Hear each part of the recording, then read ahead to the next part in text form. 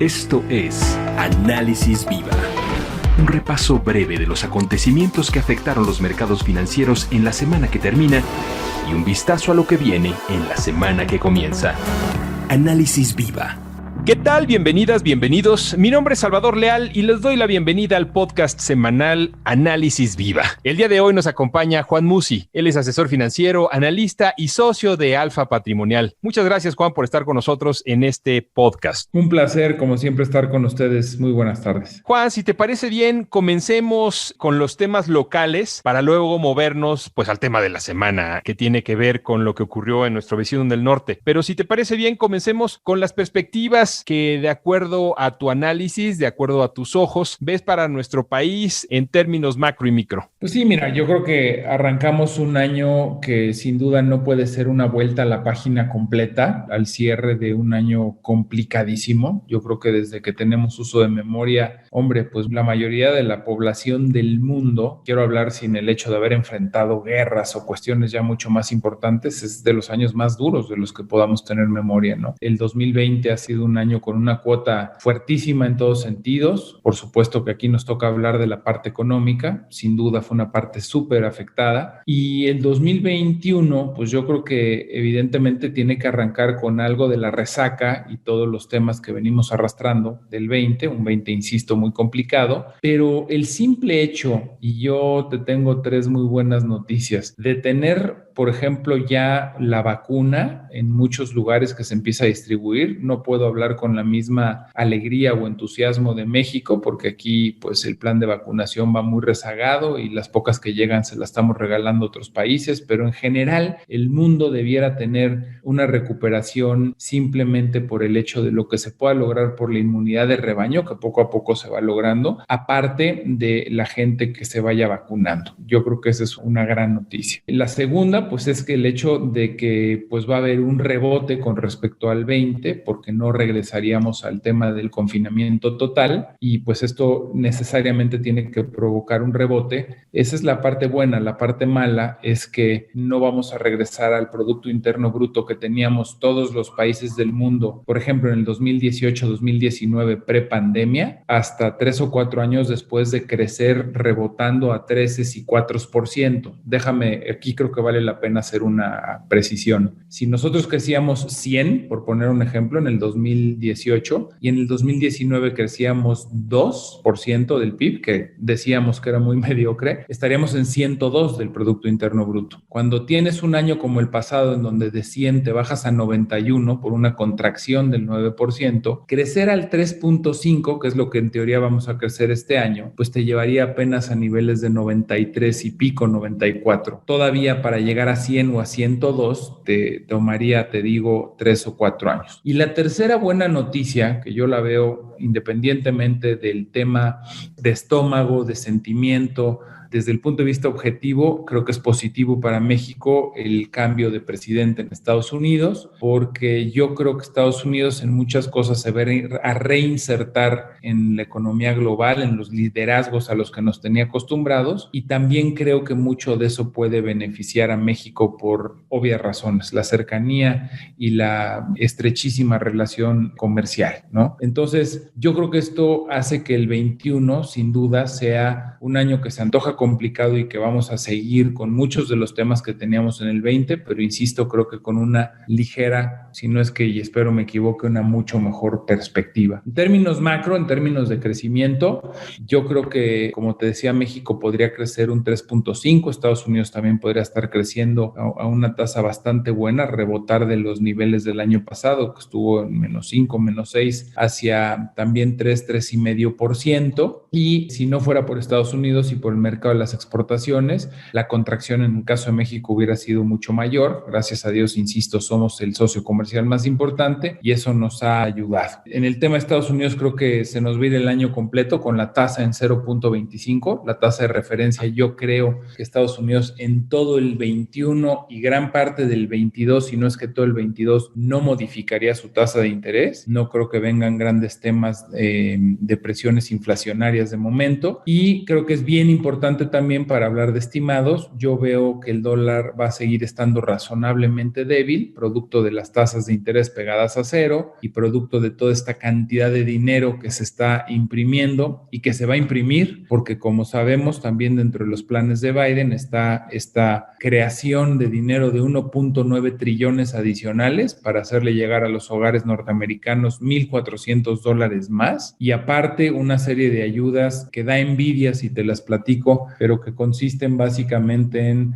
apoyos a pequeños, medianos y grandes empresas, apoyos a hogares, no solamente directamente con los cheques que ya te comentaba, sino también con préstamos escolares para que los niños en todos los niveles, desde el kinder hasta jóvenes y bueno, en el grado profesional, tengan créditos blandos y no deban o no se vean en esta penosa necesidad de abandonar la escuela por temas económicos. Un plan también muy grande de dinero para distribuir más rápido y eficazmente la vacuna, y también mucho dinero para estar haciendo pruebas de COVID, ¿no? Entonces, pues esto debe de quedar razonablemente pronto, pero esto me hace pensar que el mercado va a estar razonablemente bien y comportándose razonablemente estable. Evidentemente tendrá momentos de volatilidad, pero este dinero que llegaría a la economía y que se traduciría en gasto podría traducirse en un mejor crecimiento económico, en un dinamismo mayor de la economía de ese país. Creo que va a seguir siendo atractivo, insisto, por el nivel de tasa cero, que haría que el mercado de renta fija y de bonos no lo sea. Y además,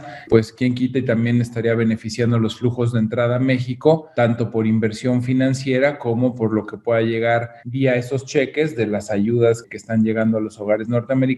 Muchas de ellas serían a hogares mexicanos o a familias mexicanas que a su vez estarían mandando remesas a México. Un poco este es el contexto macro que veo en Estados Unidos, así de forma muy resumida: tasas pegadas a cero por un largo periodo, mercados bursátiles funcionando razonablemente bien, las grandotas que han estado bien durante la pandemia yo creo que seguirán bien también con la recuperación económica, y evidentemente pues el dólar podría fortalecerse un poquito, pero no creo que mucho, porque por un lado estar imprimiendo dinero y además seguir manteniendo las tasas bajas de interés no debería de fortalecer en gran medida la moneda norteamericana. Es a grandes rasgos el panorama que veo para Estados Unidos. Juan, para nuestro país, ¿cuáles son estas perspectivas que tú nos pudieras compartir en estos momentos relacionado con justamente finanzas y economía? Pues mira, yo creo que, como decía un poco en la parte global, aplica para México, menos malo que el 20, pero tampoco creo ni espero un gran año. Tristemente creo que va a ser un año muy duro, muy difícil. Los países pobres la tenemos más complicada que los países ricos. Estados Unidos, te decía, el plan que sacó Biden nos da envidia, pues sí, pero también es que ellos tienen mucho más dinero, es una economía 14 veces mayor a la nuestra y tienen pues mucho más municiones para atacar estos males, ¿no? Entonces, los países pobres vamos a enfrentar esta etapa en la que estamos empezando a ver beneficios de la vacuna, pero todavía con mucha resaca y rezago por parte de la pandemia. Nos vamos a tardar más. A México particularmente le va a ayudar el hecho de estar pegado a Estados Unidos y tener pues más del 90% de las exportaciones que se dirigen a ese país, y esa economía despierta mejor, pues en algo nos arrastrará. Pero así en términos muy generales y muy puntuales, te diría que veo un año de una relativa estabilidad cambiaria. Creo que el tipo de cambio, ahora que ha estado por debajo de 20 y podría estar ahí un rato, un largo tiempo de 2021. Creo que si hubiera episodios de volatilidad podríamos verlo hacia los 20.70, 20.80 o incluso arribita de 21. Nada que no hayamos visto antes ni que sea alarmante o preocupante, pero creo que sí puede haber algo de volatilidad.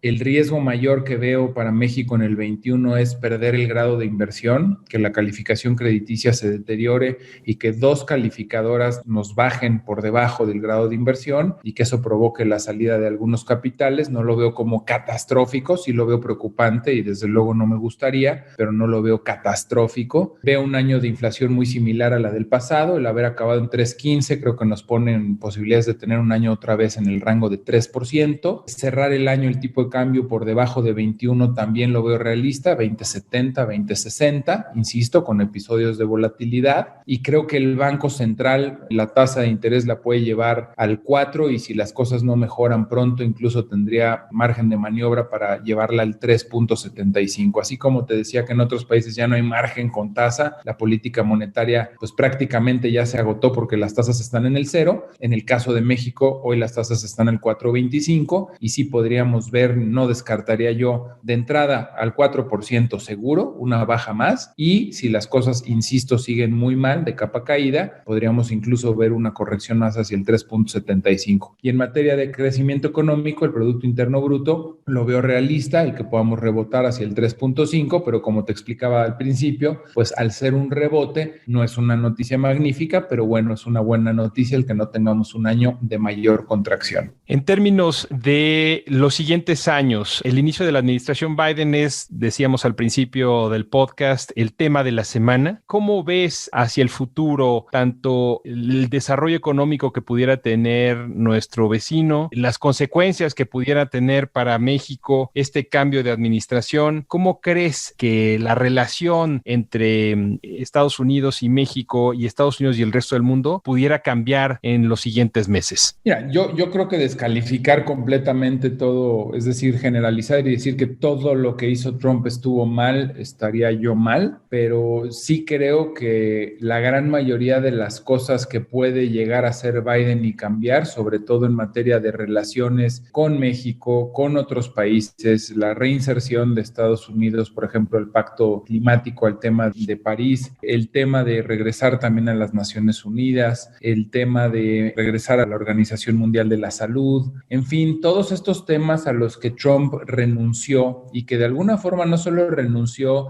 por la presencia de Estados Unidos, era una renuncia más que notoria porque eran temas y foros en los que Estados Unidos no solo era miembro, era el líder. Entonces yo te diría que ahí Trump renunció a los liderazgos, pero esos son temas más de corte diplomáticos y políticos que al final pues sí también podrían ayudar a restablecer relaciones. Se tiene miedo, por ejemplo, de que ahora con Biden China regrese con mucha fuerza a Estados Unidos y toda esta guerra comercial que Trump había empezado pues termine porque la ganen los chinos y entonces haya una especie de invasión de productos chinos, obviamente sin arancel, y que provoque el que negocios norteamericanos y la poca manufactura y planta productiva que hay en los Estados Unidos termine por cerrar o claudicar ante la imposibilidad de competir con China. Yo no lo creo, yo creo que Biden no es tonto, conoce el problema, sabe que existe y que evidentemente tomará medidas, pero la manera de atacar estos problemas será completamente distinta al estilo de Trump, en donde claramente veíamos un hombre que no le gustaba negociar, un hombre que le gustaba confrontar, un hombre que le gusta poner a su contraparte contra las cuerdas. Vimos cómo nos ponía contra las cuerdas concretamente a nosotros con temas que no tenían nada que ver con la economía, por ejemplo, temas migratorios, el famoso muro, y de pronto condicionaba a las caravanas migrantes o a la construcción del muro contra el Tratado de Libre Comercio. O sea, cosas que nunca habíamos visto, como con una cuenta de Twitter de pronto podía ponerle aranceles a ciertos productos, aunque hubiera un Tratado de Libre Comercio, a Canadá, a México, China, Unión Europea. Entonces, sin generalizar, insisto, que todo lo que hizo Trump fue malo, quiero decirles que me da la impresión de que muchas de las cosas que va a cambiar y muy pronto Biden van a ser mejores para Estados Unidos y mejores para el mundo. Yo en términos generales, independientemente de si se entienda o no el presidente de México con Trump o con Biden, es tan fuerte la relación comercial que creo que va a haber entendimiento. El argumento que usaban algunos que defendían a Trump o trumpistas en México era que ya le había tomado la medida al presidente de México y que ya había una relación con él. Yo creo que va mucho más allá de la persona de Trump o de Andrés Manuel.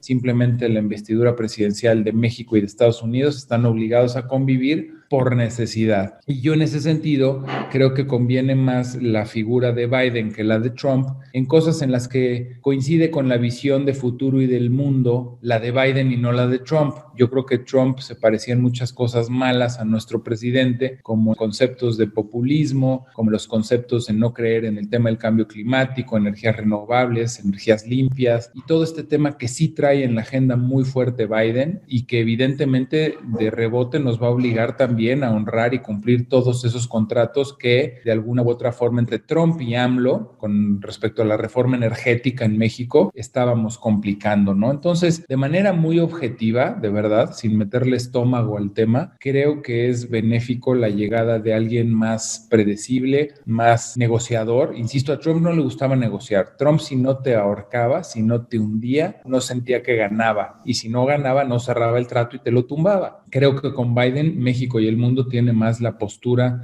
de un negociador. Evidentemente, Estados Unidos siempre busca sacar la mejor parte y eso no va a cambiar, pero no al grado al que lo llevaba el presidente Trump. Y también insisto, con el riesgo de que de un tuitazo te tirara un tratado o te metiera aranceles por encima de un tratado de libre comercio. Eso creo que es un gran avance para nosotros en la figura de Biden. Excelente, Juan. Creo que tu análisis ha sido muy completo y te agradecemos mucho que nos hayas acompañado en esta edición de Análisis Viva. Me da mucho gusto, como siempre, estar con ustedes, Salvador. Un placer y pues nos escuchamos muy pronto, si Dios quiere. Que tengan todos un gran 2021. Él es Juan Musi, asesor financiero, analista y socio de Alfa Patrimonial. Y a ustedes muchas gracias también. Recuerden que nos escuchamos en la siguiente semana.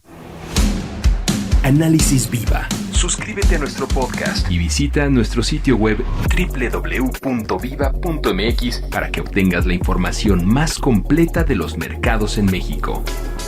Análisis Viva es una producción de la Bolsa Institucional de Valores.